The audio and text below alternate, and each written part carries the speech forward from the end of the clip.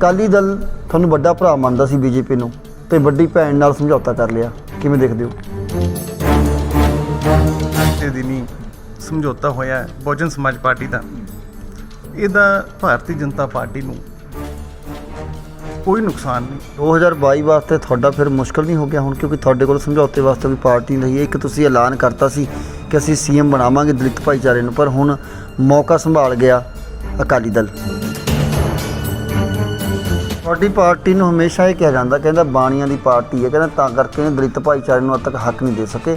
ਤਾਂ ਕਰਕੇ ਅਕਾਲੀ ਦਲ ਕਹਿੰਦਾ ਕਿ ਅਸੀਂ ਨਾਰਾ ਲਾਇਆ ਕਿ ਜਦੋਂ ਸਾਡੇ ਨਾਲ ਗੱਠਜੋੜ ਸੀ ਬੀਜੇਪੀ ਦਾ, ਕਹਿੰਦਾ ਉਦੋਂ ਸਾਨੂੰ ਦਲਿਤ ਭਾਈਚਾਰੇ ਨੂੰ ਉੱਪਰ ਚੁੱਕਣ ਵਾਸਤੇ ਕੋਈ ਮੌਕਾ ਨਹੀਂ ਦਿੱਤਾ। ਕਹਿੰਦਾ ਡਿਪਟੀ ਸੀਐਮ ਅਸੀਂ ਤਾਂ ਹੀ ਲਾਉਂਦੇ ਹਾਂ, ਹੁਣ ਅਲੱਗ ਤੋਂ ਰਿਲਾਇੰਸ ਬਣ ਗਿਆ ਪੰਜਾਬ ਦੇ ਵਿੱਚ, ਪੰਜਾਬ ਦੇ ਫੈਸਲੇ ਹੋਣਗੇ। ਭਾਰਤੀ ਜਨਤਾ ਪਾਰਟੀ ਸਾਰੇ ਵਰਗਾਂ ਨੂੰ ਨਾਲ ਲੈ ਕੇ ਚੱਲਦੀ ਹੈ। ਸਬਕਾ ਸਾਥ ਸਬਕਾ ਵਿਕਾਸ ਸਾਡਾ ਨਾਰਾ ਹੈ। ਬੀਜੇਪੀ ਤੁਹਾਡੀ ਯੂਪੀ ਦੇ ਵਿੱਚ ਤੁਸੀਂ ਕਿਹਾ ਪਰ ਉੱਥੇ ਡਿਪਟੀ ਸੀਐਮ ਤੁਸੀਂ ਦਲਿਤ ਭਾਈਚਾਰੇ ਨੂੰ ਕਿਉਂ ਨਹੀਂ ਬਣਾਇਆ? ਪਿਛੜੀ ਸ਼੍ਰੇਣੀ ਤੋਂ ਉੱਥੇ ਹੈਗੇ ਨੇ ਜੀ। ਅਕਾਲੀ ਦਲ ਤਾਂ ਮੌਕਾ ਸੰਭਾਲ ਗਿਆ, ਜਿਹੜਾ ਤੁਸੀਂ ਤੀਰ ਚਲਾਇਆ ਸੀ ਸੀਐਮ ਬਣਾਉਣ ਦਾ, ਪਰ ਤੁਹਾਡਾ ਲੱਗਦਾ ਤੀਰ ਉਹਨਾਂ ਨੇ ਖੁੰਡਾ ਕਰਤਾ। ਪੰਜਾਬ ਦੇ ਵਿੱਚ ਬੀਜੇਪੀ ਹੋ ਗਈ ਦੋ ਫੜ ਫਿਰ, ਕਿਉਂਕਿ ਮਨੀਸ਼ ਜੋਸ਼ੀ ਦਾ ਵੀ ਹੋਰ ਬਿਆਨ ਆ ਗਿਆ, ਮਾਸਟਰ ਮੋਹਨ ਜੀ ਦਾ ਵੀ ਆ ਗਿਆ, ਕਾਂਗਰਸ ਵਾਲੀ ਫਿਰ ਜਿਹੜੀ ਕਾਟੋ ਕੋਈ ਸੀ ਹੁਣ ਬੀਜੇਪੀ ਚੱਲ ਪੜਿਆ। ਕਿ ਬੀਜੇਪੀ ਤੇ ਇਹ ਦੋਸ਼ ਲੱਗਦੇ ਸੀ ਕਿ ਧਰਮ ਦੀ ਰਾਜਨੀਤੀ ਕਰਦੀ ਹੈ, ਕਹਿੰਦੇ ਹਿੰਦੂ ਮੁਸਲਿਮ ਨੂੰ ਲੜਾਉਣ ਨੂੰ ਫਿਰਦੀ ਹੈ, ਉਸ ਤੋਂ ਬਾਅਦ ਕਹਿੰਦਾ ਉੱਥੇ ਵੋਟ ਬੈਂਕ ਹਾਸਲ ਕਰਦੀ ਹੈ। ਤੁਹਾਨੂੰ ਲੱਗਦਾ ਕਿ ਪੰਜਾਬ ਦੇ ਵਿੱਚ ਤੁਹਾਡਾ ਉਹ ਵੀ ਤੀਰ ਚੱਲਣਾ ਬੰਦ ਹੋ ਜਾਏਗਾ ਹੁਣ?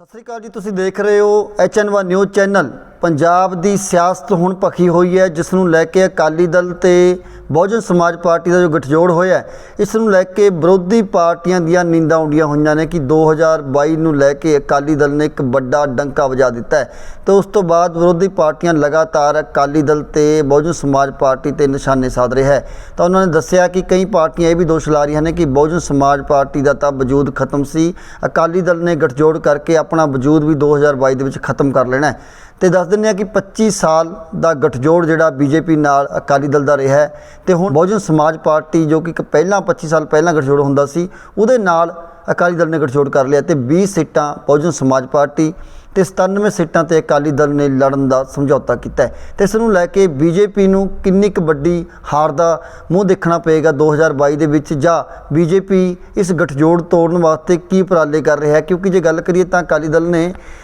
ਡਿਪਟੀ ਸੀਐਮ ਦਾ ਚਿਹਰਾ ਲਾਉਣ ਵਾਸਤੇ ਜਿਹੜਾ ਦਲਿਤ ਭਾਈਚਾਰੇ ਨੂੰ ਕਿਹਾ ਸੀ, ਦੂਜੇ ਪਾਸੇ ਬੀਜੇਪੀ ਦਾ ਵੀ ਇੱਕ ਬਿਆਨ ਆਉਂਦਾ ਕਿ ਅਸੀਂ ਦਲਿਤ ਭਾਈਚਾਰੇ ਨੂੰ ਸੀਐਮ ਬਣਾਵਾਂਗੇ, ਪਰ ਉਸ ਤੋਂ ਬਾਅਦ ਗੱਠਜੋੜ ਜਿਹੜਾ ਅਕਾਲੀ ਦਲ ਨਾਲ ਹੋ ਗਿਆ। ਤੇ ਬੀਜੇਪੀ ਦਾ ਇਸ ਬਾਰੇ ਕੀ ਖਿਆਲ ਹੈ, ਕੀ ਕਹਿੰਦੇ ਨੇ? ਤੇ ਸਾਡੇ ਨਾਲ ਪੰਜਾਬ ਸਟੇਟ ਕਾਰਜਕਾਰਨੀ ਮੈਂਬਰ ਦੀਪ ਢਿੱਲੋਂ ਜੀ ਸਾਡੇ ਨਾਲ ਨੇ ਪੂਰੀ ਗੱਲਬਾਤ ਕਰਨ ਲਈ। ਸਰ, ਅਕਾਲੀ ਦਲ ਤੁਹਾਨੂੰ ਵੱਡਾ ਭਰਾ ਮੰਨਦਾ ਸੀ ਬੀਜੇਪੀ ਨੂੰ ਤੇ ਵੱਡੀ ਭੈਣ ਨਾਲ ਸਮਝੌਤਾ ਕਰ ਲਿਆ, ਕਿਵੇਂ ਦੇਖਦੇ ਹੋ? ਪਹਿਲਾਂ ਤਾਂ ਹਰਤੇਜ ਜੀ ਤੁਹਾਨੂੰ, ਤੁਹਾਡੇ ਸਰੋਤਿਆਂ ਨੂੰ, HN1 ਚੈਨਲ ਨੂੰ ਸਤਿ ਸ਼੍ਰੀ ਅਕਾਲ। ਜਿਹੜਾ ਹੁਣ ਬੀਤੇ ਦਿਨੀ ਸਮਝੌਤਾ ਹੋਇਆ ਬਹੁਜਨ ਸਮਾਜ ਪਾਰਟੀ ਦਾ, ਇਹਦਾ ਭਾਰਤੀ ਜਨਤਾ ਪਾਰਟੀ ਨੂੰ ਕੋਈ ਨੁਕਸਾਨ ਨਹੀਂ। ਹੋ ਸਕਦਾ ਇਹਦੇ 'ਚ ਕਈ ਤਰ੍ਹਾਂ ਦੇ ਵਾਅਦੇ ਹੋਣਗੇ। ਜਿੰਨੇ ਸੀਟਾਂ ਇਹਨਾਂ ਨੇ ਬਹੁਜਨ ਸਮਾਜ ਪਾਰਟੀ ਨੂੰ ਦੇਣੀਆਂ ਕੀਤੀਆਂ, ਜਿਹੜੀ ਉੱਥੋਂ ਦੀ ਲੀਡਰਸ਼ਿਪ ਹੈ, ਵੱਡੀ ਪੱਧਰ ਤੇ ਲੋਕ ਅੰਦਰੋਂ ਗੱਦੀ ਭਾਰਤੀ ਜਨਤਾ ਪਾਰਟੀ ਨੂੰ ਜੁਆਇਨ ਕਰਨ ਵਾਸਤੇ ਜਾਂ ਅਪਰੋਚ ਕਰਨਾ ਸਟਾਰਟ ਹੋ ਗਈ। ਇਹ ਤਾਂ ਸਿਰਫ ਹਲੇ ਦੋ ਪਾਰਟੀਆਂ ਦਾ ਸਮਝੌਤਾ ਹੋਇਆ, ਅਗਲੇ ਸਾਰੇ ਇਲੈਕਸ਼ਨ ਨੇ, ਹਲੇ ਬੜਾ ਕੁਝ ਹੋਣਾ।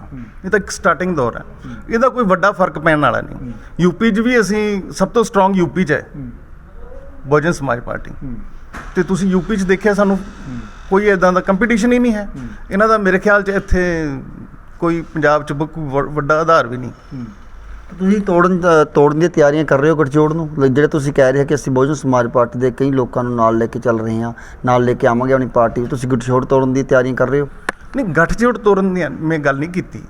ਜਿਹੜੇ ਚੰਗੇ ਬੰਦੇ, ਬੇਦਾਗ ਬੰਦੇ, ਹਮਖਿਆਲੀ ਬੰਦੇ ਸਾਡੀ ਪਾਰਟੀ 'ਚ ਆਉਣਾ ਚਾਹੁੰਦੇ ਨੇ, ਉਹਨਾਂ ਨੂੰ ਦੇਖ ਕੇ ਤੇ ਵੈਲਕਮ ਹੈ ਉਹਨਾਂ ਦਾ। ਤੇ ਉਹ ਪਾਰਟੀ ਜਿਵੇਂ ਮਰਜ਼ੀ ਆਣ, ਗੱਠਜੋੜ ਤਾਂ ਉਹਨਾਂ ਦੀ ਮਰਜ਼ੀ ਹੈ, ਉਹ ਤੋੜਨ, ਸਾਡਾ ਤਾਂ ਕੋਈ ਉਹਨਾਂ ਨਾਲ ਕੋਈ ਸੰਬੰਧ ਨਹੀਂ ਨਾ, ਉਹਨਾਂ ਦੀ ਨਿੱਜੀ ਗੱਲ ਹੈ। ਗੱਠਜੋੜ ਕਰਨ ਤੋੜਨ, ਉਹ ਸਾਨੂੰ ਕੋਈ ਉਹਦਾ ਕੋਈ ਫਰਕ ਨਹੀਂ। ਤੇ ਜਿਵੇਂ ਹੁਣ ਦਿੱਲੀ ਦੇ ਵਿੱਚ ਤੁਹਾਡਾ ਸਮਝੌਤਾ ਹੈ ਤੇਰੇ ਬਹੁਜਨ ਸਮਾਜ ਪਾਰਟੀ ਨਾਲ ਤੇ ਐਮਪੀ ਦੇ ਵਿੱਚ ਕਾਂਗਰਸ ਨਾਲ ਹੈ, ਕਿਵੇਂ ਦੇਖਦੇ ਹੋ ਕਿ ਅਕਾਲੀ ਦਲ ਇਹ ਦਾਅਵੇ ਕਰ ਰਿਹਾ ਕਿ ਅਸੀਂ ਦਲਿਤ ਭਾਈਚਾਰੇ ਨੂੰ ਅੱਗੇ ਲੈ ਕੇ ਆ ਰਹੇ ਹਾਂ, ਜਾਂ ਫਿਰ ਆਪਣੀ ਪਾਰਟੀ ਬਣਾਉਣ ਵਾਸਤੇ ਇੱਕ ਮੌਕਾ ਪ੍ਰਸਤ ਉਹਨਾਂ ਨੇ ਮੌਕਾ ਸੰਭਾਲਿਆ ਕਿ ਅਸੀਂ ਇਹਨਾਂ ਨਾਲ ਗੱਠਜੋੜ ਕਰ ਲਈਏ? ਵੀ ਦਿੱਲੀ 'ਚ ਸਾਡਾ ਕੋਈ ਉਹਨਾਂ ਨਾਲ ਇੱਦਾਂ ਦਾ ਸਮਝੌਤਾ ਨਹੀਂ ਵੀ ਕੁਝ ਸੀਟਾਂ ਅਸੀਂ ਬਹੁਜਨ ਸਮਾਜ ਪਾਰਟੀ ਨੂੰ ਦੇ ਦਿੱਤੀਆਂ ਤੇ ਕੁਝ ਤੇ ਬੀਜੇਪੀ ਲੜ ਰਹੀ ਹੈ, ਇੱਦਾਂ ਦਾ ਕੋਈ ਸਮਝੌਤਾ ਨਹੀਂ। ਉੱਥੇ ਅਲੱਗ-ਅਲੱਗ ਹੀ ਇਲੈਕਸ਼ਨ ਲੜ ਰਹੇ ਨੇ ਤੇ ਯੂਪੀ 'ਚ ਵੀ ਅਲੱਗ-ਅਲੱਗ ਲੜੇ ਆ, ਹਰ ਜਗ੍ਹਾ ਹੀ ਅਸੀਂ ਬਹੁਜਨ ਸਮਾਜ ਪਾਰਟੀ ਦੇ ਖਿਲਾਫ ਲੜੇ ਆ ਤੇ ਉਹ ਕਿਤੇ ਸਾਡੇ ਸਾਹਮਣੇ ਸਟੈਂਡ ਨਹੀਂ ਕਰਦੀ। 2022 ਵਾਸਤੇ ਤੁਹਾਡਾ ਫਿਰ ਮੁਸ਼ਕਲ ਨਹੀਂ ਹੋ ਗਿਆ ਹੁਣ, ਕਿਉਂਕਿ ਤੁਹਾਡੇ ਕੋਲ ਸਮਝੌਤੇ ਵਾਸਤੇ ਕੋਈ ਪਾਰਟੀ ਨਹੀਂ ਰਹੀ ਹੈ। ਇੱਕ ਤੁਸੀਂ ਐਲਾਨ ਕਰਤਾ ਸੀ ਕਿ ਅਸੀਂ ਸੀਐਮ ਬਣਾਵਾਂਗੇ ਦਲਿਤ ਭਾਈਚਾਰੇ ਨੂੰ, ਪਰ ਹੁਣ ਮੌਕਾ ਸੰਭਾਲ ਗਿਆ ਅਕਾਲੀ ਦਲ, ਤਾਂ ਹੁਣ ਹਾਰ ਦਾ ਮੂੰਹ ਤਾਂ ਨਹੀਂ ਦੇਖਣਾ ਪਏਗਾ ਬੀਜੇਪੀ ਨੂੰ ਕਿਤੇ? ਦੇਖੋ, ਮੈਂ ਤੁਹਾਨੂੰ ਦੱਸਦਾ, ਭਾਰਤੀ ਜਨਤਾ ਪਾਰਟੀ ਬਹੁਤ ਲੰਬਾ ਟਾਈਮ ਓਪੋਜੀਸ਼ਨ 'ਚ ਬੈਠੀ ਹੈ ਤੇ ਬਹੁਤ ਜ਼ਿਆਦਾ ਤਜਰਬਾ, ਅਸੀਂ ਓਪੋਜੀਸ਼ਨ 'ਚ ਬਹਿ ਕੇ ਵੀ ਮੌਜੂਦਾ ਸਰਕਾਰ ਤੋਂ ਵੱਧ ਕੰਮ ਸਾਡੇ ਲੀਡਰਾਂ ਨੇ ਕਰਕੇ ਦਿਖਾਇਆ। ਤੇ ਇਹ ਕੋਈ ਗੱਲ ਹੀ ਨਹੀਂ, ਕੰਪੀਟੀਸ਼ਨ ਹੀ ਨਹੀਂ ਹੈ ਉਹਨਾਂ ਨਾਲ, ਬਹੁਤ ਪਿੱਛੇ ਹੈ ਬਹੁਜਨ ਸਮਾਜ ਪਾਰਟੀ। ਮੈਂ ਤੁਹਾਨੂੰ ਫੇਰ ਅਰਜ਼ ਕਰ ਰਿਹਾ ਵੀ ਯੂਪੀ 'ਚ ਸਭ ਤੋਂ ਵੱਧ ਭਾਰਤੀ ਜਨਤਾ ਇਹਦਾ ਮਾਫ ਕਰਨਾ ਬਹੁਜਨ ਸਮਾਜ ਪਾਰਟੀ ਦਾ ਜ਼ੋਰ ਮੰਨਿਆ ਜਾਂਦਾ, ਉੱਥੇ ਵੀ ਅਸੀਂ ਡਿਫੀਟ ਕੀਤਾ, ਅਸੀਂ ਉੱਥੇ ਵੀ ਸਾਡੇ ਸਾਹਮਣੇ ਕਿਤੇ ਨਹੀਂ ਟਿਕੇ। ਪਰ ਤੁਹਾਡੀ ਪਾਰਟੀ ਨੂੰ ਹਮੇਸ਼ਾ ਇਹ ਕਿਹਾ ਜਾਂਦਾ, ਕਹਿੰਦਾ ਬਾਣੀਆਂ ਦੀ ਪਾਰਟੀ ਹੈ, ਕਹਿੰਦਾ ਤਾਂ ਕਰਕੇ ਇਹਨੇ ਦਲਿਤ ਭਾਈਚਾਰੇ ਨੂੰ ਅੱਜ ਤੱਕ ਹੱਕ ਨਹੀਂ ਦੇ ਸਕੇ, ਤਾਂ ਕਰਕੇ ਅਕਾਲੀ ਦਲ ਕਹਿੰਦਾ ਕਿ ਅਸੀਂ ਨਾਰਾ ਲਾਇਆ ਕਿ ਜਦੋਂ ਸਾਡੇ ਨਾਲ ਗੱਠਜੋੜ ਸੀ ਬੀਜੇਪੀ ਦਾ, ਕਹਿੰਦਾ ਉਦੋਂ ਸਾਨੂੰ ਦਲਿਤ ਭਾਈਚਾਰੇ ਨੂੰ ਉੱਪਰ ਚੁੱਕਣ ਵਾਸਤੇ ਕੋਈ ਮੌਕਾ ਹੀ ਨਹੀਂ ਦਿੱਤਾ, ਕਹਿੰਦਾ ਡਿਪਟੀ ਸੀਐਮ ਅਸੀਂ ਤਾਂ ਹੀ ਲਾਉਂਦੇ, ਹੁਣ ਅਲੱਗ ਤੋਂ ਰਿਲਾਇੰਸ ਬਣ ਗਿਆ, ਪੰਜਾਬ ਦੇ ਵਿੱਚ ਪੰਜਾਬ ਦੇ ਫੈਸਲੇ ਹੋਣਗੇ। ਦੇਖੋ, ਇਹ ਬਿਲਕੁਲ ਗਲਤ ਗੱਲ ਹੈ। ਭਾਰਤੀ ਜਨਤਾ ਪਾਰਟੀ ਸਾਰੇ ਵਰਗਾਂ ਨੂੰ ਨਾਲ ਲੈ ਕੇ ਚੱਲਦੀ ਹੈ, ਸਬਕਾ ਸਾਥ ਸਬਕਾ ਵਿਕਾਸ ਸਾਡਾ ਨਾਰਾ ਹੈ। ਅੰਤ ਉਹਦਾ ਹੈ ਜਿਹੜਾ ਸਭ ਤੋਂ ਅੰਤ ਦੀ ਲਾਈਨ 'ਚ ਸਭ ਤੋਂ ਅੰਤ ਤੇ ਜਿਹੜਾ ਬੰਦਾ ਖੜਾ ਹੈ, ਉਹਦਾ ਕਰਾਉਣਾ, ਉਹਦਾ ਵਿਕਾਸ ਕਰਾਉਣਾ, ਇਹ ਸਾਡੀ ਪਾਰਟੀ ਦਾ ਮੂਲ ਧਰਮ ਹੈ। ਤੇ ਮੈਂ ਵੱਡੀ ਐਗਜ਼ਾਮਪਲ ਤੁਹਾਨੂੰ ਪੰਜਾਬ ਤੋਂ ਦੇ ਸਕਦਾ। ਸਾਂਪਲਾ ਜੀ ਪਹਿਲੀ ਵਾਰ ਮਾਨਯੋਗ ਜਿਹੜੇ ਹੁਣ ਆਪਣਾ ਐਸਸੀ ਕਮਿਸ਼ਨ ਦੇ ਆਲ ਇੰਡੀਆ ਦੇ ਚੇਅਰਮੈਨ ਵੀ ਹੈਗੇ ਮੌਜੂਦਾ, ਉਹਨਾਂ ਨੂੰ ਪਹਿਲੀ ਵਾਰ ਐਮਪੀ ਜਿੱਤੇ ਤੇ ਪਹਿਲੀ ਵਾਰ ਉਹਨਾਂ ਨੂੰ ਰਾਜ ਮੰਤਰੀ ਲਾਇਆ। ਤੇ ਹੁਣ ਵੀ ਸਾਡੇ ਜਿਹੜੇ ਰਾਜ ਮੰਤਰੀ ਪੰਜਾਬ ਦੇ ਐਮਪੀ ਲੱਗੇ ਆ, ਉਹਨਾਂ ਦੀ ਜਗ੍ਹਾ ਟਿਕਟ ਮਿਲੀ ਸੀ ਸੋਮ ਪ੍ਰਕਾਸ਼ ਜੀ ਨੂੰ, ਤੇ ਹੁਣ ਵੀ ਉਹ ਪਹਿਲੀ ਵਾਰ ਐਮਪੀ ਜਿੱਤੇ ਤੇ ਉਹਨਾਂ ਨੂੰ ਲਾਇਆ। ਇਹ ਸਾਡੇ ਜਿਹੜੇ ਰਾਸ਼ਟਰਪਤੀ ਸਾਹਿਬ ਹੈ ਮਾਨਯੋਗ ਰਾਮਨਾਥ ਕੋਵਿੰਦ ਜੀ, ਤੇ ਉਹ ਵੀ ਪਿਛੜੇ ਵਰਗ ਤੋਂ ਆਨੇ, ਐਸਸੀ ਵਰਗ ਤੋਂ ਆਨੇ, ਤੇ ਇਹ ਪ੍ਰੂਵ ਕਰਦਾ ਹੈ ਵੀ ਇਸ ਵਰਗ ਨੂੰ ਤਾਂ ਸਾਡੇ ਸਪੈਸ਼ਲ ਤੌਰ ਤੇ, ਮੈਂ ਤੁਹਾਨੂੰ ਦੱਸਦਾ, ਐਸਸੀ ਵਰਗ ਯੂਪੀ 'ਚ ਸਭ ਤੋਂ ਵੱਧ ਹੈ ਤੇ ਉਹ ਸਭ ਤੋਂ ਵੱਧ ਵੋਟ ਭਾਰਤੀ ਜਨਤਾ ਪਾਰਟੀ ਨੂੰ ਪਾਉਂਦਾ। ਇਹ ਇੱਕ ਮਿੱਥ ਹੈ ਵੀ ਭਾਰਤੀ ਜਨਤਾ ਪਾਰਟੀ ਇੱਕ ਵਿਸ਼ੇਸ਼ ਵਰਗ ਨਾਲ ਹੈ। ਅਸਲ 'ਚ ਗੱਲ ਇਹ ਹੈ ਵੀ ਭਾਰਤੀ ਜਨਤਾ ਪਾਰਟੀ ਹਰ ਇੱਕ ਵਰਗ ਨੂੰ ਨਾਲ ਲੈ ਕੇ ਚੱਲਦੀ ਹੈ। ਫਿਰ ਬੀਜੇਪੀ ਤੁਹਾਡੀ ਯੂਪੀ ਦੇ ਵਿੱਚ ਤੁਸੀਂ ਕਿਹਾ ਪਰ ਉੱਥੇ ਡਿਪਟੀ ਸੀਐਮ ਤੁਸੀਂ ਦਲਿਤ ਭਾਈਚਾਰੇ ਨੂੰ ਕਿਉਂ ਨਹੀਂ ਬਣਾਇਆ? ਪਿਛੜੀ ਸ਼੍ਰੇਣੀ ਤੋਂ ਉੱਥੇ ਹੈਗੇ ਨੇ ਜੀ। ਪਰ ਅਕਾਲੀ ਦਲ ਤਾਂ ਮੌਕਾ ਸੰਭਾਲ ਗਿਆ, ਜਿਹੜਾ ਤੁਸੀਂ ਤੀਰ ਚਲਾਇਆ ਸੀ ਸੀਐਮ ਬਣਾਉਣ ਦਾ, ਪਰ ਤੁਹਾਡਾ ਲੱਗਦਾ ਤੀਰ ਉਹਨਾਂ ਨੇ ਖੁੰਡਾ ਕਰਤਾ? ਨਹੀਂ, ਇੱਦਾਂ ਨਹੀਂ ਗੱਲ। ਦੇਖੋ, ਸਾਡੇ ਵੱਡੇ ਲੀਡਰਾਂ ਨੇ ਇਹ ਬਿਆਨ ਦਿੱਤੇ ਜਦੋਂ ਵੀ ਪੰਜਾਬ 'ਚ ਅਸੀਂ ਹਰਿਆਣਾ ਦੀ ਤਰਜ਼ ਤੇ, ਹਰਿਆਣਾ 'ਚ ਕਦੇ ਜਾਟ ਸੀਐਮ ਤੋਂ ਬਾਅਦ ਕੋਈ ਸੀਐਮ ਨਹੀਂ ਬਣਿਆ ਸੀ। ਹਰਿਆਣਾ 'ਚ ਜਿਵੇਂ ਅਸੀਂ ਸੀਐਮ ਨੌਨ ਜਾਟ ਬਣਾਇਆ, ਪੰਜਾਬ 'ਚ ਵੀ ਅਸੀਂ ਐਸਸੀ ਵਰਗ ਤੋਂ ਜਾਂ ਪਿਛੜੀ ਸ਼੍ਰੇਣੀਆਂ ਤੋਂ ਨੌਨ ਜਾਟ ਸੀਐਮ ਬਣਾਉਣਾ ਚਾਹੁੰਦੇ ਆ। ਤੇ ਉਹ ਗੱਲ ਇਹਨਾਂ ਨੂੰ ਹਜਮ ਨਹੀਂ ਹੋਈ। ਬਾਕੀ ਪਾਰਟੀਆਂ ਨੂੰ, ਉਹਨਾਂ ਨੂੰ ਲੱਗਿਆ ਵੀ ਇਹ ਭਾਰਤੀ ਜਨਤਾ ਪਾਰਟੀ ਜੋ ਕਹਿੰਦੀ ਹੈ ਉਹ ਕਰਕੇ ਦਿਖਾਊ। ਕਾਂਗਰਸ ਦੇ ਪ੍ਰਧਾਨ ਸਾਹਿਬ ਨੇ ਵੀ ਉਸ ਤਰ੍ਹਾਂ ਦੇ ਕਿਹਾ ਜੀ ਅਸੀਂ ਵੀ ਸੀਐਮ ਲਾਵਾਂਗੇ ਆਪਣਾ ਐਸਸੀ ਵਰਗ ਤੋਂ, ਤੇ ਉਹਨਾਂ ਦੀ ਰੀਸ 'ਚ ਅਕਾਲੀ ਦਲ ਨੇ ਵੀ ਕਿਹਾ। ਛੱਡਿਆ ਤੁਸੀਂ ਤੀਰੇ ਸੀ ਬਣਾਉਣ ਦਾ, ਸਲਾਹ ਸੀ ਕਿ ਬਣਾ ਦੂੰਗੇ? ਮੈਂ ਉਹਨਾਂ ਨੇ ਤੀਰ ਛੱਡਿਆ, ਅਸੀਂ ਤਾਂ ਕਰਕੇ ਦਿਖਾਇਆ ਨਾ। ਮੈਂ ਤੁਹਾਨੂੰ ਐਗਜ਼ਾਮਪਲ ਦਿੰਦਾ ਵੀ ਪਹਿਲੀ ਵਾਰ ਸਾਂਪਲਾ ਜੀ ਬਣੇ ਐਮਪੀ, ਉਹਨਾਂ ਨੂੰ ਮੰਤਰੀ ਲਾਇਆ। ਦੂਜੀ ਵਾਰ ਸੋਮ ਪ੍ਰਕਾਸ਼ ਜੀ ਪਹਿਲੀ ਵਾਰ ਐਮਪੀ ਬਣੇ, ਉਹਨਾਂ ਨੂੰ ਮੰਤਰੀ ਲਾਇਆ। ਰਾਮਨਾਥ ਕੋਵਿੰਦ ਜੀ ਰਾਸ਼ਟਰਪਤੀ ਸਾਹਿਬ ਹੈ ਮਾਨਯੋਗ, ਸਭ ਤੋਂ ਵੱਡੀ ਪੋਸਟ ਜੋ ਇੰਡੀਆ ਦੀ ਹੈਗੀ ਹੈ, ਉਹ ਵੀ ਐਸਸੀ ਵਰਗ ਤੋਂ ਆਉਂਦੇ ਆ। ਮੈਂ ਤਾਂ ਤੁਹਾਨੂੰ ਇੱਕ ਤੀਰ ਵਾਲੀ ਗੱਲ ਨਹੀਂ, ਜੋ ਕੀਤਾ ਭਾਰਤੀ ਜਨਤਾ ਪਾਰਟੀ ਨੇ ਉਹ ਚੀਜ਼ ਦੇ ਐਗਜ਼ਾਮਪਲ ਮੌਜੂਦਾ ਦੇ ਕੇ ਦਿਖਾ ਰਿਹਾ।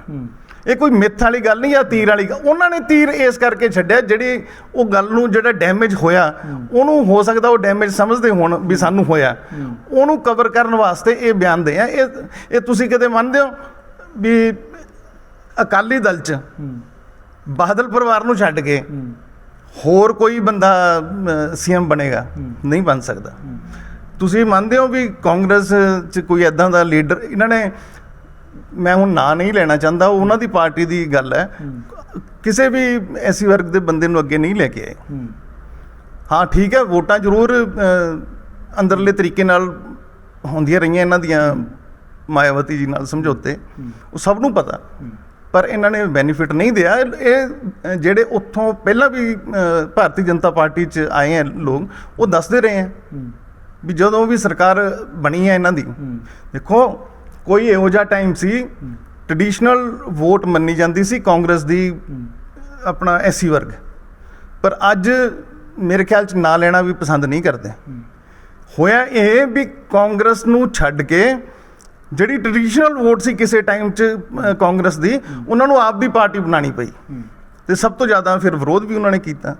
ਪੰਜਾਬ ਦੇ ਵਿੱਚ ਬੀਜੇਪੀ ਹੋ ਗਈ ਦੋ ਫਾੜ ਫਿਰ, ਕਿਉਂਕਿ ਜੋਸ਼ੀ ਦਾ ਵੀ ਹੋਰ ਬਿਆਨ ਆ ਗਿਆ, ਮਾਸਟਰ ਮੋਹਨ ਜੀ ਦਾ ਵੀ ਆ ਗਿਆ, ਕਾਂਗਰਸ ਵਾਲੀ ਫਿਰ ਜਿਹੜੀ ਕਾਟੋ ਕਲੇਸ਼ ਸੀ ਹੁਣ ਬੀਜੇਪੀ ਚੱਲ ਪੜਿਆ। ਦੇਖੋ ਮੈਂ ਇੱਕ ਗੱਲ ਤੁਹਾਨੂੰ ਦੱਸਦਾ, ਕਾਂਗਰਸ ਦਾ ਉਹਨਾਂ ਦੀ ਪਾਰਟੀ ਹੈ, ਉਹ ਤੇ ਮੈਂ ਨਹੀਂ, ਮੇਰਾ ਬਣਦਾ ਕੋਈ ਬਿਆਨ ਦੇਣਾ।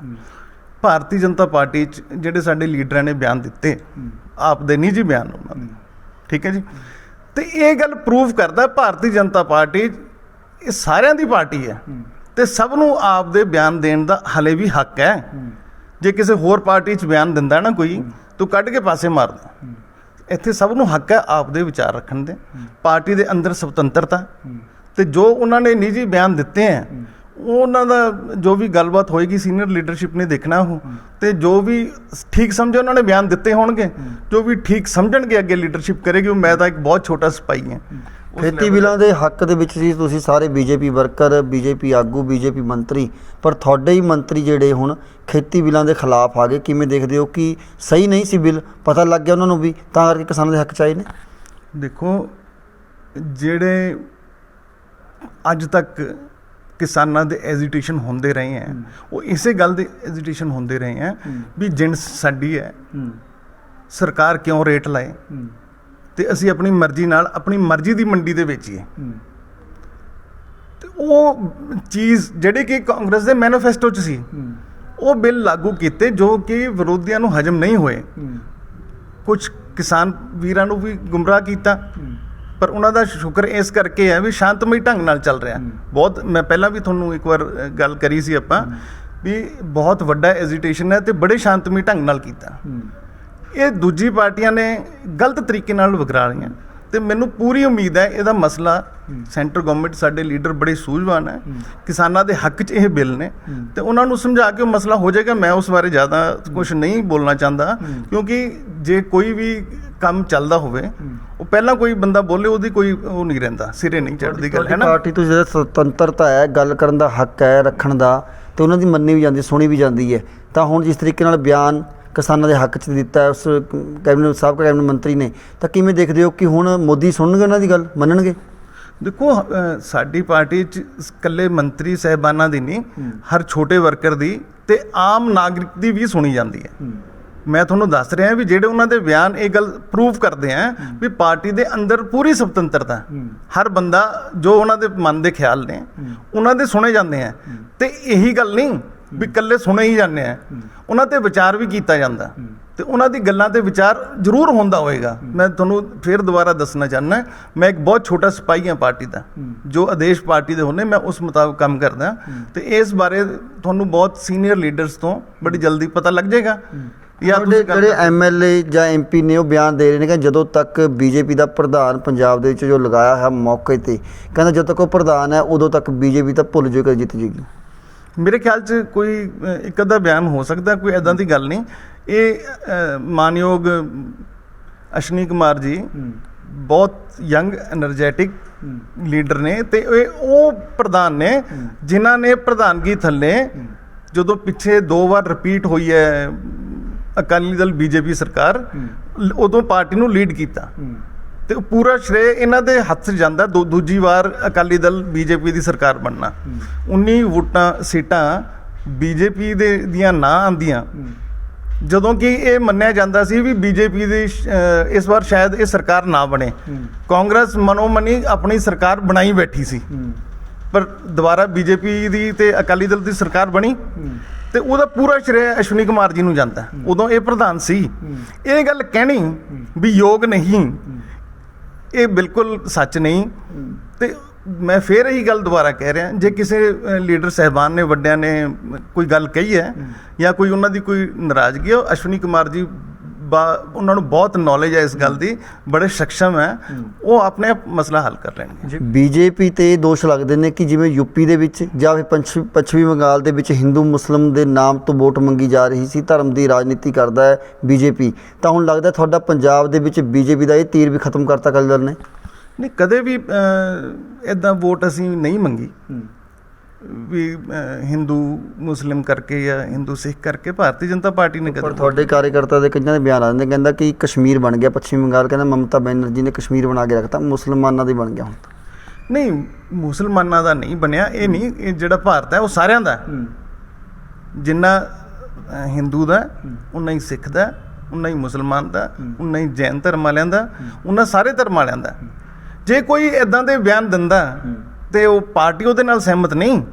ਵੀ ਦੇਖੋ, ਇਹ ਗੱਲ ਮੈਂ ਨਿੱਜੀ ਤੌਰ ਤੇ ਕਹਿ ਰਿਹਾ ਕਿਉਂਕਿ ਮੈਂ ਪਾਰਟੀ ਦਾ ਸਪੋਕਸਪਰਸਨ। ਕੰਗਨਾ ਰਣੌਤ ਦਾ ਬਿਆਨ ਸੀ, ਹੋ ਸਕਦਾ, ਮੈਂ ਦੱਸ ਰਿਹਾ ਨਾ, ਕੰਗਨਾ ਰਣਾਵਤ ਵੀ ਕੋਈ ਪਾਰਟੀ ਦੇ ਸਪੋਕਸਪਰਸਨ ਨਹੀਂ, ਉਹਨਾਂ ਦੇ ਪਰਸਨ, ਮੈਂ ਵੀ ਸਪੋਕਸਪਰਸਨ ਨਹੀਂ, ਮੈਂ ਆਪਣੇ ਨਿੱਜੀ ਬਿਆਨ ਨੇ ਮੇਰੇ।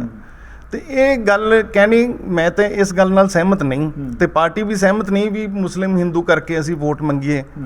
ਹਾਂ, ਉਹਨਾਂ ਨੂੰ ਇਹ ਲੱਗਿਆ ਹੋਏਗਾ ਵੀ ਜਿਸ ਤਰੀਕੇ ਨਾਲ ਉੱਥੇ ਹੋਇਆ ਵੀ ਇੱਥੇ ਹੋਣ ਜਾ ਰਿਹਾ, ਉਹਨਾਂ ਨੂੰ ਲੱਗਿਆ ਹੋਏਗਾ ਤਾਂ ਇਸ ਕਰਕੇ ਉਹਨਾਂ ਨੇ ਕਿਹਾ। ਪੱਛਮੀ ਬੰਗਾਲ ਦੇ ਵਿੱਚ ਇਹ ਵੀ ਪੱਛਮੀ ਬੰਗਾਲ ਦੇ ਵਿੱਚ ਇਹ ਵੀ ਸਾਹਮਣੇ ਆਇਆ ਸੀ, ਕਹਿੰਦਾ ਕਿ ਸ਼੍ਰੀ ਰਾਮ ਦਾ ਨਾਰਾ ਤਾਂ ਮਾਰਤਾ ਪਰ ਅੱਲਾ ਦਾ ਨਾਰਾ ਨਹੀਂ ਮਾਰਿਆ। ਲੱਗਦਾ ਨਹੀਂ ਧਰਮ ਦੀ ਰਾਜਨੀਤੀ ਖੇਡਦੀ ਹੈ ਫਿਰ ਭਾਰਤੀ ਜਨਤਾ ਪਾਰਟੀ।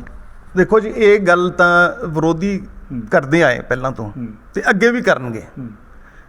ਜਦੋਂ ਅਸੀਂ ਉਹ ਨਾਰਾ ਲਾਇਆ ਉਦੋਂ ਨਹੀਂ ਉਹ ਨੋਟ ਕਰਦੇ ਗੱਲ, ਜਿਹੜੀ ਚੀਜ਼ ਦਾ ਨਾਰਾ ਲਾਇਆ ਉਦੋਂ ਨੋਟ ਕਰਦੇ ਨੇ। ਹਰ ਵਰਗ ਨੂੰ ਨਾਲ ਲੈ ਕੇ ਚੱਲਣਾ ਭਾਰਤੀ ਜਨਤਾ ਪਾਰਟੀ ਦਾ ਪਹਿਲਾਂ ਇਹ ਏਮ ਹੈ ਤੇ ਅੱਜ ਤੱਕ ਚੱਲਦੀ ਆਈ ਹੈ। ਤੁਸੀਂ ਮੈਨੂੰ ਕਿਤੇ ਵੀ ਕੋਈ ਐਗਜ਼ਾਮਪਲ ਦੱਸੋ ਵੀ ਜੇ ਕੋਈ ਸਕੀਮ ਭਾਰਤੀ ਜਨਤਾ, ਹੁਣ ਆ ਤੁਸੀਂ ਲਾਓ ਉਜਵਲਾ ਯੋਜਨਾ ਹੈਗੀ ਹੈ, ਪ੍ਰਧਾਨ ਮੰਤਰੀ ਉਜਵਲਾ ਯੋਜਨਾ, ਜੋ ਸਿਲੰਡਰ ਭੈਣਾਂ ਨੂੰ ਮਿਲਦੇ ਨੇ ਉਹਦੇ 'ਚ ਇਹ ਨਹੀਂ ਲਿਖਿਆ ਵੀ ਇਹ ਮੁਸਲਮਾਨ ਭੈਣਾਂ ਨੂੰ ਨਹੀਂ ਮਿਲਣੇ, ਉਹਦੇ ਤੇ ਇਹ ਨਹੀਂ ਮਿਲਿਆ ਵੀ ਇਹ ਸਿੱਖ ਭੈਣਾਂ ਨੂੰ ਨਹੀਂ ਮਿਲਣੇ, ਉਹ ਸਾਰਿਆਂ ਨੂੰ ਮਿਲਣੇ ਆ। ਜੇ ਕੋਈ ਸੜਕ ਬਣੀ ਹੈ ਤਾਂ ਸਾਰਿਆਂ ਵਾਸਤੇ ਬਣੀ ਹੈ। ਇਹ ਤਾਂ ਇੱਕ ਰਾਜਨੀਤੀ ਦਾ ਕਾਰਨ ਬਣਾਉਂਦੇ ਨੇ ਵੀ ਫਲਾਣੀ ਜਗ੍ਹਾ ਐਂ ਕਰਦੇ ਨੇ। ਕਿਤੇ ਜੋ ਵੀ ਕੋਈ ਚੀਜ਼ ਬਣਦੀ ਹੈ ਉਹ ਸਾਰੇ ਬੰਦਿਆਂ ਵਾਸਤੇ ਬਣਦੀ ਹੈ, ਉਹ ਭਾਰਤ ਦੇ ਨਾਗਰਿਕ ਵਾਸਤੇ ਬਣਦੀ ਹੈ।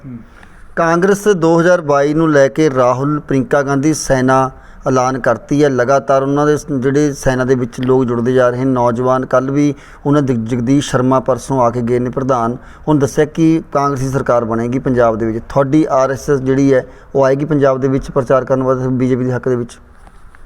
ਦੇਖੋ, RSS ਪਹਿਲਾਂ ਕਦੇ ਵੀ ਪ੍ਰਚਾਰ ਕਰਨ ਨਹੀਂ ਆਏ। ਲੋੜ ਪਏਗੀ ਤੁਹਾਨੂੰ? ਮੈਂ ਕਹਿ ਰਿਹਾ ਕਦੇ ਵੀ ਅੱਜ ਤੱਕ RSS ਨੇ ਪ੍ਰਚਾਰ ਨਹੀਂ ਕੀਤਾ ਤੇ ਨਾ ਹੀ ਕਦੇ ਪੋਲੀਟੀਕਲ ਇੰਟਰਫੇਰੈਂਸ RSS ਦੀ ਪੰਜਾਬ 'ਚ ਰਹੀ ਹੈ, ਕਿਤੇ ਹੋਰ ਵੀ ਨਹੀਂ ਰਹੀ, ਸੈਂਟਰ 'ਚ ਵੀ ਨਹੀਂ ਰਹੀ, ਨਾ ਕਿਸੇ ਸਟੇਟ 'ਚ ਰਹੀ ਹੈ। ਤੇ ਜੇ ਤੁਸੀਂ ਪ੍ਰਿੰਕਾ ਰਾਹੁਲ ਸੈਨਾ ਦੀ ਗੱਲ ਕਰਦੇ ਹੋ, ਰਾਹੁਲ ਗਾਂਧੀ ਪ੍ਰਿੰਕਾ ਗਾਂਧੀ ਹਰ ਫਰੰਟ ਤੇ ਫੇਲ ਰਹੇ ਹੈ ਤੇ ਉਹ ਨਵੇਂ ਫਾਰਮੂਲੇ ਪ੍ਰੈਕਟਿਸ ਕਰਦੇ ਆ ਵੀ ਅਸੀਂ ਕਿਤੇ ਤਾਂ ਹੋਈਏ। ਜਦੋਂ ਵੀ ਕੋਈ ਨਵੀਂ ਚੀਜ਼ ਹੁੰਦੀ ਹੈ ਉਹ ਇੱਕ ਦੋ ਵਾਰ ਬੰਦਾ ਦੇਖਦਾ ਵੀ ਨਵੀਂ ਚੀਜ਼ ਹੈ, ਪਰ ਕੋਈ ਐਡੀ ਖਾਸ ਗੱਲ ਨਹੀਂ। ਉਹ ਹਰ ਫਰੰਟ ਤੇ ਫੇਲ ਰਿਹਾ, ਜਿਹੜਾ ਪਹਿਲਾਂ ਫੇਲ ਰਿਹਾ ਅੱਗੇ ਵੀ ਫੇਲ ਹੀ ਰਹਿਣਾ। ਤੇ ਉਹਨਾਂ ਦਾ ਜਗਦੀਸ਼ ਸ਼ਰਮਾ ਦਾ ਇਹ ਬਿਆਨ ਸੀ, ਕਹਿੰਦਾ ਕਿ ਮੋਦੀ ਜੀ ਬਾਹਰ ਤਾਂ ਨਿਕਲਣ ਇੱਕ ਵਾਰੀ, ਕਹਿੰਦਾ ਲੋਕ ਜੁੱਤੇ ਤੇ ਟਮਾਟਰ ਮਾਰਨ ਨੂੰ ਤਿਆਰ ਬੈਠੇ ਨੇ। ਤੁਹਾਨੂੰ ਲੱਗਦਾ ਕਿ ਇੰਨਾ ਨਕੰਮੇ ਕੰਮ ਕੀਤੇ ਨੇ ਪ੍ਰਧਾਨ ਮੰਤਰੀ ਜਿਹੜੇ ਉਹ ਦੋਸ਼ ਲਾ ਰਹੇ ਨੇ? ਦੇਖੋ, ਜਿਹੜਾ ਵਿਰੋਧੀ ਹੈ ਉਹਨੇ ਤਾਂ ਵਿਰੋਧ ਗੱਲ ਕਹਿਣੀ ਹੈ। ਜੋ ਕੰਮ ਸਾਡੇ ਮਾਨਯੋਗ ਪ੍ਰਧਾਨ ਮੰਤਰੀ ਸਾਹਿਬ ਨੇ ਕੀਤੇ ਜਿਹੋ ਜਿਹੇ ਕੰਮ ਕੀਤੇ, ਜਿਸ ਦਲੇਰੀ ਨਾਲ ਕੀਤੇ, ਤੋ ਅੱਜ ਤੱਕ ਕੋਈ ਕਰਨਾ ਤਾਂ ਕੀ ਉਸ ਵੱਲ ਇੱਕ ਕਦਮ ਵੀ ਨਹੀਂ ਚੱਲਿਆ। ਤੁਸੀਂ ਸਮਝਦੇ ਹੋ ਵੀ ਧਾਰਾ 370 ਜਿਹੜੀ ਹਟੀ ਹੈ ਔਰ ਸ਼ਾਂਤਮਈ ਢੰਗ ਨਾਲ ਹਟੀ ਹੈ। ਉੱਥੇ ਕਹਿੰਦੇ ਸੀ ਜੇ ਧਾਰਾ ਹਟ ਗਈ ਇਹ ਹੋ ਜਾਏਗਾ ਫਲਾਣਾ, ਉੱਥੇ ਬੜੇ ਬਿਆਨ ਸੀ ਵੀ ਬਹੁਤ ਜ਼ਿਆਦਾ ਲੋਕ ਭਟਕਣਗੇ ਜੀ, ਇੱਥੇ ਦੰਗੇ ਹੋ ਜਾਣਗੇ, ਕੁਝ ਨਹੀਂ ਹੋਇਆ। ਧਾਰਾ ਟੁੱਟੀ ਹੈ ਤੇ ਸ਼ਾਂਤਮਈ ਢੰਗ ਨਾਲ ਟੁੱਟੀ ਹੈ।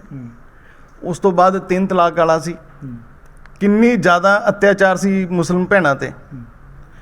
ਕੀ ਤੁਸੀਂ ਸਮਝਦੇ ਹੋ ਵੀ ਇੱਦਾਂ ਹੋਰ ਕੋਈ ਬੰਦਾ ਕਰ ਸਕਦਾ ਸੀ ਜਾਂ ਹੋਰ ਕੋਈ ਲੀਡਰ ਕਰ ਸਕਦਾ ਸੀ? ਲੋਕਾਂ ਦਾ ਇਹ ਕਹਿਣਾ ਕਿ ਡੰਡੇ ਜ਼ੋਰ ਤੇ ਕਾਨੂੰਨ ਬਣਾਉਂਦੇ ਨੇ, ਲੋਕਾਂ ਦੀ ਸਲਾਹ ਨਹੀਂ ਲਈ ਜਾਂਦੀ। ਧਾਰਾ 370 ਦੀ ਲਾ ਲਓ, ਚਾਹੇ ਖੇਤੀ ਕਾਨੂੰਨ ਬਣਾਉਣੇ, ਕਹਿੰਦਾ ਕਿ ਡੰਡੇ ਜ਼ੋਰ ਤੇ ਕਹਿੰਦਾ ਰਾਜਨੀਤੀ ਤੇ ਇਹ ਕਾਨੂੰਨ ਬਣਦੇ ਨੇ, ਕਹਿੰਦਾ ਤਾਂ ਕਰਕੇ ਪ੍ਰਧਾਨ ਮੰਤਰੀ ਸਾਡੀ ਗੱਲ ਨਹੀਂ ਸੁਣਦੇ। ਦੇਖੋ, ਵਿਰੋਧੀਆਂ ਦਾ ਕੰਮ ਹੈ ਵਿਰੋਧ ਕਰਨਾ। ਉਹ ਗਲਤ ਗੱਲ ਹੈ, ਇਸ ਵਾਸਤੇ ਵਿਰੋਧ ਨਹੀਂ ਕਰਦੇ। ਉਹ ਵਿਰੋਧ ਕਰਨ ਵਾਸਤੇ ਵਿਰੋਧ ਕਰਦੇ ਆ। ਉਹਨਾਂ ਕੋਲ ਕੋਈ ਗੱਲ ਹੈ ਨਹੀਂ। ਮੋਦੀ ਜੀ ਬਾਹਰ ਹੀ ਨਹੀਂ, ਉਹ ਅੰਦਰ ਕਦੋਂ ਬੈਠੇ? ਉਹ ਕਦੇ ਤਾਂ ਇਹ ਕਹਿਣ ਲੱਗ ਜਾਂਦੇ ਆ ਮੋਦੀ ਜੀ ਬਾਹਰ ਰਹਿੰਦੇ। ਇਹ ਸਭ ਤੋਂ ਜ਼ਿਆਦਾ ਇਹ ਅੱਜ ਤੱਕ ਇਲਜ਼ਾਮ ਲਾਉਂਦੇ ਰਹੇ ਮੋਦੀ ਜੀ ਤਾਂ ਆਉਂਦੇ ਹੀ ਨਹੀਂ ਘਰ, ਇਹ ਬਾਹਰ ਹੀ ਰਹਿੰਦੇ ਆ। ਹੁਣ ਕਹਿਣ ਲੱਗ ਗਏ ਉਹ ਬਾਹਰ ਆਣ। ਇਹਨਾਂ ਦੇ ਆਪ ਦੇ ਬਿਆਨਾਂ ਨੂੰ ਇੱਕ ਵਾਰ ਜਿਹੜੀ ਗੱਲ ਕਹਿੰਦੇ, ਦੂਜੀ ਵਾਰ ਆਪਣੇ ਬਿਆਨਾਂ ਨੂੰ ਹੀ ਕੱਟ ਦਿੰਦੇ। ਪਹਿਲੀ ਵਾਰ ਕਹਿੰਦੇ ਮੋਦੀ ਜੀ ਬਾਹਰ ਰਹਿੰਦੇ, ਤੇ ਜਦੋਂ ਇਹਨਾਂ ਨੂੰ ਲੱਗਦਾ ਉਹ ਗੱਲ ਚੱਲੀ ਨਹੀਂ, ਝੂਠ ਨਿਕਲੀ, ਹੁਣ ਕਹਿੰਦੇ ਅੰਦਰ ਰਹਿੰਦੇ। ਇਹ ਆਪ ਦੇ ਬਿਆਨਾਂ ਤੇ ਆਪ ਹੀ ਕੱਟ ਜਾਂਦੇ, ਕੋਈ ਇਹਨਾਂ ਦੀ ਗੱਲ 2022 ਦੇ ਵੋਟ ਬੈਂਕ ਲਈ ਪੰਜਾਬ ਦੇ ਵੋਟ ਬੈਂਕ ਜਿਹੜਾ ਹੈ ਉਹਦੇ ਵਾਸਤੇ ਸਰਸੇ ਵਾਲੇ ਸਾਧਨ ਤੁਸੀਂ ਬਾਹਰ ਕੱਢ ਕੇ ਲਿਆਓਗੇ ਜੇਲ੍ਹ ਦੇ ਵਿੱਚ, ਕਿਉਂਕਿ ਪਰੋਲ ਦਿੱਤੀ ਗਈ ਹੈ। ਇੱਕ ਆਸ ਜਾਗ ਗਈ ਜਿਹੜੇ ਸਰਸੇ ਵਾਲੇ ਦੇ ਚੇਲੇ ਸੀਗੇ, ਹਾਂ ਕਿਤੇ ਨਾ ਕਿਤੇ ਬੀਜੇਪੀ ਸਾਡੇ ਨਾਲ ਹੈ। ਦੇਖੋ, ਮੈਂ ਇੱਕ ਗੱਲ ਦੱਸਦਾ, ਨਾ ਅਸੀਂ ਉਹਨਾਂ ਨੂੰ ਅੰਦਰ ਕੀਤਾ ਤੇ ਨਾ ਅਸੀਂ ਬਾਹਰ ਕੱਢਣਾ। ਉਹਨਾਂ ਨੂੰ ਕਾਨੂੰਨ ਨੇ ਅੰਦਰ ਕੀਤਾ ਤੇ ਕਾਨੂੰਨ ਤਹਿਤ ਹੀ ਬਾਹਰ ਆ ਸਕਦੇ ਆ। ਉਹਦੇ 'ਚ ਕਾਨੂੰਨ ਦੇ ਵਿੱਚ ਕਦੇ ਵੀ ਰਾਜਨੀਤੀ ਦਾ ਇੰਟਰਫੇਰੈਂਸ ਨਹੀਂ ਹੁੰਦਾ। ਜੇ ਤੁਸੀਂ ਕਹਿੰਦੇ ਹੋ ਵੀ ਉਹ ਸਾਡੇ ਕਰਕੇ ਹੋਇਆ, ਫਿਰ ਤਾਂ ਜੇ ਸਾਡਾ ਕੋਈ ਉਹਦੇ 'ਚ ਇੰਟਰਫੇਰੈਂਸ ਹੁੰਦਾ, ਸਾਡੀ ਸਰਕਾਰ 'ਚੋਂ ਅੰਦਰ ਕਿਵੇਂ ਹੋ ਜਾਂਦਾ? ਉਹਦਾ ਅੰਦਰ ਹੋਣਾ ਇਹ ਗੱਲ ਪ੍ਰੂਫ ਕਰਦਾ ਵੀ ਸਾਡਾ ਕੋਈ ਸੰਬੰਧ ਨਹੀਂ। ਠੀਕ ਹੈ, ਇੱਕ ਧਾਰਮਿਕ ਜਗ੍ਹਾ ਹੈ, ਅਸੀਂ ਸੜਕ ਤੋਂ ਵੀ ਜਾਂਦੇ ਹਾਂ, ਚਾਹੇ ਮਸਜਿਦ ਹੋਵੇ, ਮੰਦਿਰ ਹੋਵੇ, ਗੁਰਦੁਆਰਾ ਸਾਹਿਬ ਹੋਣ, ਅਸੀਂ ਸੀਸ ਨਿਭਾ ਕੇ ਹੀ ਜਾਂਦੇ ਹਾਂ ਧਾਰਮਿਕ ਜਗ੍ਹਾ ਤੇ। ਇਹ ਸਾਡਾ ਇੱਕ ਸੰਸਕਾਰ ਹੈ। ਇਹ ਅਸੀਂ ਭਾਰਤ ਦੇ ਜਿੰਨੇ ਵੀ ਲੋਕ ਹੈ, ਇਸ ਗੱਲ ਦੀ ਮਿਸਾਲ ਹੈ ਵੀ ਕੋਈ ਵੀ ਧਾਰਮਿਕ ਅਦਾਰਾ ਹੋਵੇ, ਅਸੀਂ ਸੀਸ ਨਿਭਾ ਕੇ ਜਾਂਦੇ ਹਾਂ। ਇਸ ਕਰਕੇ ਇੱਕ ਸੀਸ ਨਿਭਾਉਣ ਕਰਕੇ, ਪਰ ਵੀ ਇਹ ਸਮਝੋ ਵੀ ਉਹਨਾਂ ਕਰਕੇ ਨਹੀਂ, ਇਹ ਗੱਲ ਗਲਤ ਹੈ। ਕਾਨੂੰਨ ਅਲੱਗ-ਅਲੱਗ ਤੋਂ ਹੁੰਦੇ ਹਰ ਮੁਜਰਮ ਵਾਸਤੇ ਜਾਂ ਇਕੱਠੇ ਹੁੰਦੇ? ਕਾਨੂੰਨ ਇੱਕ ਹਰ ਇੱਕ ਵਾਸਤੇ ਇੱਕ ਹੁੰਦਾ? ਦੇਖੋ, ਕਾਨੂੰਨ ਸਾਰਿਆਂ ਵਾਸਤੇ ਇੱਕ ਬਰਾਬਰ ਹੈ। ਪਰ ਲੋਕਾਂ ਦਾ, ਸਿੱਖਾਂ ਦਾ ਇਹ ਕਹਿਣਾ, ਕਹਿੰਦਾ 22 ਸਾਲ ਹੋ ਗਏ, ਕਈ ਸਿੱਖਾਂ ਨੂੰ ਜੇਲ੍ਹ ਕੱਟੇ ਆ, ਜੇਲ੍ਹਾਂ ਦੇ ਵਿੱਚ ਨੇ, ਕਹਿੰਦਾ ਆਪਣੀ ਸਜ਼ਾ ਹੀ ਭੁਗਤ ਚੁੱਕੇ ਨੇ, ਪਰ ਉਹਨਾਂ ਨੂੰ ਅੱਜ ਤੱਕ ਪਰੋਲ ਨਹੀਂ ਦਿੱਤੀ। ਕਹਿੰਦਾ ਸਰਸੇ ਵਾਲੇ ਸਾਧ ਤੇ ਨਿਸ਼ਾਨੇ ਸਾਧਦੇ ਨੇ, ਕਹਿੰਦਾ ਕਿ ਉਹਨਾਂ ਨੇ ਇੰਨੇ, ਜਿਹੜਾ ਇੱਥੇ ਪੰਚਕੂਲਾ ਦੇ ਵਿੱਚ ਹਾਦਸਾ ਹੋਇਆ ਉਹਦੇ ਵਿੱਚ ਇੰਨੀਆਂ ਮੌਤਾਂ ਹੋਈਆਂ, ਕਈ ਲੋਕਾਂ ਨੂੰ ਨਪੁੰਸਕ ਬਣਾਉਣ ਦੇ ਵੀ ਦੋਸ਼ ਲੱਗੇ ਨੇ, ਦੂਜੇ ਪਾਸੇ ਬਲਾਤਕਾਰੀ ਦੇ ਵੀ ਦੋਸ਼ ਲੱਗੇ ਨੇ। ਕਹਿੰਦਾ ਉਹਨਾਂ ਨੂੰ ਪਰੋਲ ਅਜੇ ਕੁਝ ਹੀ ਸਾਲ ਹੋਏ ਆ ਗਏ ਨੂੰ ਅੰਦਰ, ਉਹਨਾਂ ਨੂੰ ਪਰੋਲ ਦਿੱਤੀ ਬੀਜੇਪੀ ਨੇ। ਦੇਖੋ, ਪੈਰੋਲ ਲੈਣਾ ਜਾਂ ਦੇਣਾ ਇਹ ਕਾਨੂੰਨ ਦੇ ਅਖਤਿਆਰ ਹੈ। ਕਾਨੂੰਨ ਤਾਂ ਅਲੱਗ-ਅਲੱਗ ਹੋ ਗਏ ਨਾ? ਨਹੀਂ, ਕਾਨੂੰਨ ਬਿਲਕੁਲ ਅਲੱਗ-ਅਲੱਗ ਨਹੀਂ। ਜੇ ਪੈਰੋਲ ਤੇ ਬਾਹਰ ਤੁਸੀਂ ਸਿੱਖ ਧਰਮ ਤੋਂ ਜਾਂ ਸਿੱਖ ਭਰਾਵਾਂ ਦੀ ਗੱਲ ਕਰਦੇ ਹੋ, ਜੇ ਉਹਨਾਂ ਨੂੰ ਪੈਰੋਲ ਮਿਲੀ ਵੀ ਤਾਂ ਸਾਡੀ ਸਰਕਾਰ 'ਚ ਹੀ ਹੈ ਨਾ। ਤੇ ਕਾਂਗਰਸ ਦੀਆਂ ਸਰਕਾਰਾਂ ਰਹੀਆਂ ਇੱਥੇ, ਸਾਡੇ ਤਾਂ 6-7 ਸਾਲ ਹੋਏ ਨਾ ਸਰਕਾਰ ਬਣੀ ਨੂੰ। ਉਸ ਤੋਂ ਪਹਿਲਾਂ ਕਿਹਦੀ ਸਰਕਾਰ ਸੀ? ਉਹਨਾਂ ਨੇ ਕਿਉਂ ਨਹੀਂ ਦਿੱਤੇ? ਜੇ ਪੈਰੋਲ ਮਿਲੀ ਹੈ ਤਾਂ ਸਾਡੀ ਸਰਕਾਰ 'ਚ ਹੀ ਮਿਲੀ ਹੈ। ਇਹ ਬਿਲਕੁਲ ਇੱਦਾਂ ਇਹ ਗੱਲਾਂ ਕਰਕੇ ਜੋ ਸਾਡੀ ਪਾਰਟੀ ਨੇ, ਸਾਡੇ ਪ੍ਰਧਾਨ ਮੰਤਰੀ ਸਾਹਿਬ ਨੇ ਕੰਮ ਕੀਤੇ, ਉਹ ਇਹ ਕੰਮ ਦੇਖੋ, ਜਿਹੜੀ ਲੀਕ ਉਹਨਾਂ ਨੇ ਵਾਹਤੀ, ਇਹ ਉਨੀ ਲੰਬੀ ਨਹੀਂ ਵਾਹ ਸਕਦੇ। ਇਹਨਾਂ ਦਾ ਕੰਮ ਹੈ ਉਹ ਲੀਕ ਨੂੰ ਮਟੇਣਾ। ਵੀ ਤੁਸੀਂ ਜੇ ਕਿਸੇ ਦੇ ਬਰਾਬਰ ਲੀਕ ਨਹੀਂ ਵਾਹ ਸਕਦੇ, ਉਹਨਾਂ ਦੀ ਲੀਕ ਵਾਈ ਨੂੰ ਮਟੇਣਾ। ਇਦਾਂ ਨਹੀਂ ਮਿਟਦੀ, ਜਨਤਾ ਸਭ ਜਾਣਦੀ ਹੈ। ਲੋਕ ਵੜਨ ਦੇਣਗੇ ਬੀਜੇਪੀ ਨੂੰ? ਕਹਿੰਦਾ ਕਿ ਡੰਡੇ ਲੈ ਖੜੇ ਨੇ, ਲੋਕਾਂ ਦੇ ਬਿਆਨ ਆਉਂਦੇ ਨੇ ਕਿ ਬੀਜੇਪੀ ਤੋਂ ਵੜਨ ਨਹੀਂ ਦੇਣਾ। ਦੇਖੋ, ਮੈਂ ਫਿਰ ਉਹੀ ਗੱਲ ਕਹਿ ਰਿਹਾ, ਸਿੱਖ ਭਰਾਵਾਂ ਦੇ ਅਸੀਂ ਬਿਲਕੁਲ ਨਾਲ ਹੈ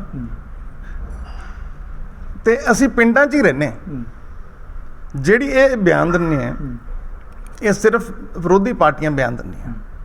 ਜਿਹੜੇ ਕਿਸਾਨ ਜਥੇਬੰਦੀਆਂ, ਉਹਨਾਂ ਨੇ ਤਾਂ ਕਾਂਗਰਸੀ ਲੀਡਰ ਕੁੱਟੇ, ਹੈ ਨਾ ਜੀ, ਤੇ ਉਹੀ ਬਿਆਨ ਦੂਜੇ ਤਰ੍ਹਾਂ ਦਿੰਦੇ। ਇਦਾਂ ਦੀ ਗੱਲ ਨਹੀਂ, ਇਹ ਬਿਲਕੁਲ ਵਿਰੋਧੀ ਪਾਰਟੀਆਂ ਦੇ ਬਿਆਨ ਹੈ। ਸਟੇਟ ਪੰਜਾਬ ਦੇ ਤੁਸੀਂ ਕਾਰਜਕਾਰੀ ਮੈਂਬਰ ਹੋ, ਤਾਂ ਕਿਹੜੇ ਤੀਰ ਚਲਾਲ ਨੂੰ ਫਿਰ ਰਹੇ ਹੋ 2022 ਨੂੰ ਲੈ ਕੇ? ਅੰਦਰ ਹੀ ਖਾਤੀ ਦੱਸ ਦਿਓ ਹੁਣ ਲੋਕਾਂ ਦੇ ਸਾਹਮਣੇ। ਤਾਂ ਜੇ ਗੱਲ ਕਰੀਏ, ਅਕਾਲੀ ਦਲ ਨੇ ਗੱਠਜੋੜ ਕਰ ਲਿਆ, ਤੁਸੀਂ 2022 ਦੇ ਵਿੱਚ ਕੀ ਤਿਆਰੀ ਲੈ ਕੇ ਆ ਰਹੇ ਹੋ? ਦੇਖੋ ਮੈਂ ਫਿਰ ਦੁਬਾਰਾ ਬੇਨਤੀ ਕਰੂੰਗਾ, ਮੈਂ ਭਾਰਤੀ ਜਨਤਾ ਪਾਰਟੀ ਦਾ ਸਪੋਕਸਪਰਸਨ ਨਹੀਂ, ਨਾ ਮੈਨੂੰ ਕੋਈ ਇਦਾਂ ਦੇ ਬਿਆਨ ਦੇਣ 'ਚ ਅਖਤਿਆਰ ਹੈ। ਤੇ ਜਿਹੜਾ ਆਉਣ ਵਾਲੇ ਟਾਈਮ ਦਾ ਕੋਈ ਵੀ ਯੋਜਨਾ ਹੋਵੇ ਉਹ ਵੈਸੇ ਕਾਨੂੰਨ ਮੁਤਾਬਕ ਦੱਸੀ ਵੀ ਨਹੀਂ ਜਾਂਦੀ, ਪਰ ਦੱਸਣ 'ਚ ਕੋਈ ਹਰਜ ਵੀ ਹੈ ਨਹੀਂ। ਜਦੋਂ ਵੀ ਮੈਨੂੰ ਇਹ ਪੂਰੀ ਪਤਾ ਲੱਗ ਜਾਏਗੀ ਮੈਂ ਜ਼ਰੂਰ ਤੁਹਾਡੇ ਚੈਨਲ ਤੇ ਹੀ ਆ ਕੇ ਜ਼ਰੂਰ ਦੱਸੂੰਗਾ। 2022 ਤੋਂ ਪਹਿਲਾਂ ਕਾਨੂੰਨ ਰੱਦ ਹੋ ਜਾਣਗੇ, ਇਹ ਵੀ ਤੀਰ ਚਲਾ ਸਕਦੀ ਹੈ ਬੀਜੇਪੀ?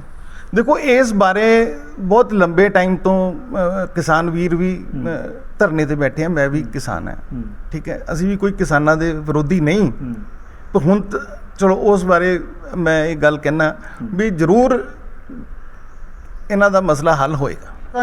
ਪੰਜਾਬ ਸਟੇਟ ਕਾਰਜਕਾਰੀ ਮੈਂਬਰ ਬੀਜੇਪੀ ਦੇ ਦੀਪ ਢਿੱਲੋਂ ਜੀ, ਜਿਨ੍ਹਾਂ ਨੇ ਦੱਸਿਆ ਕਿ ਕਈ ਬਹੁਜਨ ਸਮਾਜ ਪਾਰਟੀ ਦੇ ਵੱਡੇ ਆਗੂ ਬੀਜੇਪੀ 'ਚ ਆਉਣ ਨੂੰ ਤਿਆਰ ਨੇ, ਤੇ ਦੂਜੇ ਪਾਸੇ ਇਹਨਾਂ ਨੇ ਇਹ ਵੀ ਦੱਸਿਆ ਕਿ ਭਾਰਤੀ ਜਨਤਾ ਪਾਰਟੀ ਨੂੰ ਕਿਸੇ ਨਾਲ ਵੀ ਰਿਲਾਇੰਸ ਕਰਨ ਦੀ ਲੋੜ ਨਹੀਂ ਪਵੇਗੀ, ਕਿਉਂਕਿ ਵੱਡਾ ਫੈਸਲਾ ਲੈ ਕੇ ਉੱਭਰ ਰਹੀ ਹੈ 2022 ਦੇ ਵਿੱਚ ਬੀਜੇਪੀ, ਜਿਸ ਨੂੰ ਲੈ ਕੇ ਇਹਨਾਂ ਨੇ ਦੱਸਿਆ ਕਿ ਕੋਈ ਵੀ ਇਨਸਾਨ, ਕੋਈ ਵੀ ਮੈਂਬਰ ਮੋਸਟ ਵੈਲਕਮ ਹੈ, ਉਹ ਪਾਰਟੀ ਦੇ ਵਿੱਚ ਆ ਸਕਦਾ ਹੈ। ਤਾਂ ਇਹਨਾਂ ਨੇ ਇਹ ਵੀ ਕਿਤੇ ਨਾ ਕਿਤੇ ਇਸ਼ਾਰਾ ਦਿੱਤਾ ਕਿ ਅਜੇ ਗਠਜੋੜ ਨਵਾਂ ਹੋਇਆ, ਕਿ 2022 ਤੋਂ ਪਹਿਲਾਂ ਕਾਫੀ ਗਠਜੋੜ ਹੋਣਗੇ, ਕਾਫੀ ਟੁੱਟਣਗੇ।